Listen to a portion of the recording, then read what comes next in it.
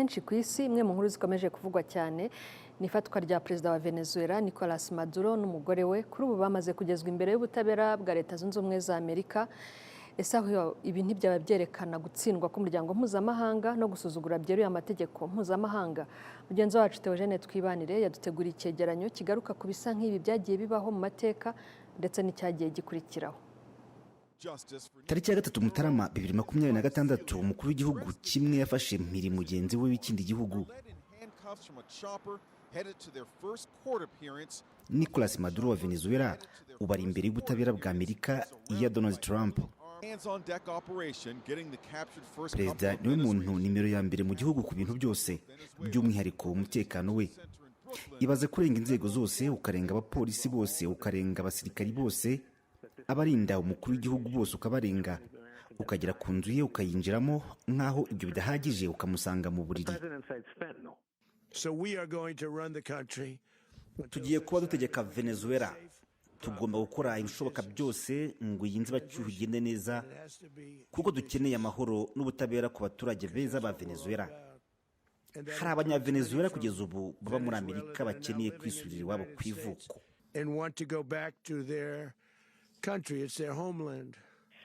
Byinshi mu bihugu byamaganye iki gikorwa bikita agasuzuguro ku nzego zose z'igihugu, ndetse bigaragaza ko ari ukwica nkana uburenganzira bw'ikiremwa muntu muri rusange. Muri iyi myaka ya vuba aha ni bake batekerezaga ko ibi bishoboka. Kugeza ubu isi yose iracyavuga, abantu ku giti cyabo, imiryango mpuzamahanga.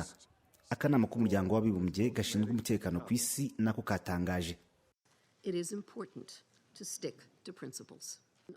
Ni ingenzi cyane gutekereza kuri ibi bintu, kubahiriza amahame shingiro y'umuryango w'abibumbye bijyanye n'iyubahirizwa ry'amahoro n'umutekano, kubahiriza ihame ry'ubusugire n'ubutavogerwa bw'ibihugu, kudakoresha intwaro mu gukemura ibibazo, ahubwo hakubahirizwa amategeko n'uburenganzira bwa muntu.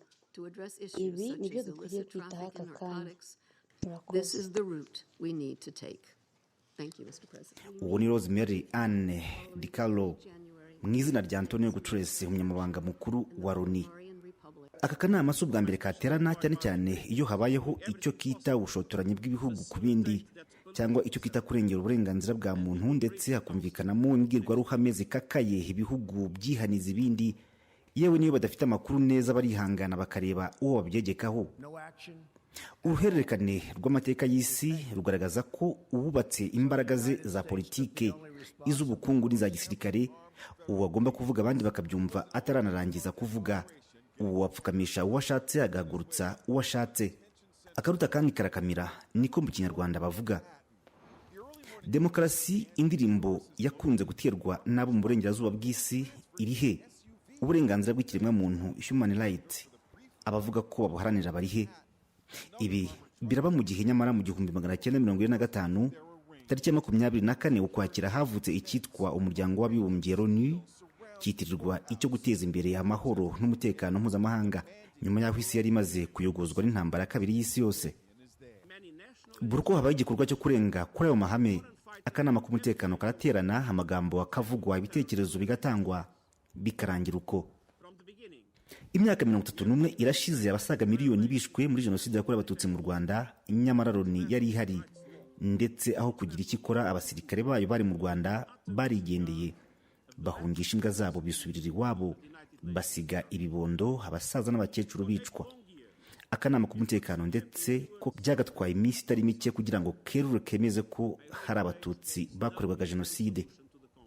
Muammar Gaddafi wayoboraga Libya ntiharibagirana ukuntu tariki ya 20 z'ukwa 10 2011 abishi bamukurubanye mu muhanda, bagenda bamukubita, baza no kumurasa arapfa. Muri Iraq, Saddam Hussein wayoboraga yishwa nyonzwe mu rukirera hagana saa 11:50 ku munsi wa mbere wa Eid al-Adha kuwa 30 Ukuboza 2006. Yashinjwaga kugira intwaro za kirimbuzi, nyamara babimushinjaga ntibigeze berekana izo babonyeyo. Mu bihe bitandukanye Israel yagabye ibitero mu bihugu bitandukanye ntacyo yitayeho. By'umwihariko mu mwaka dusoje yagabye ibitero mu bihugu bitandatu: Palestine, Iran, Liban, Qatar, Syria na Yemen.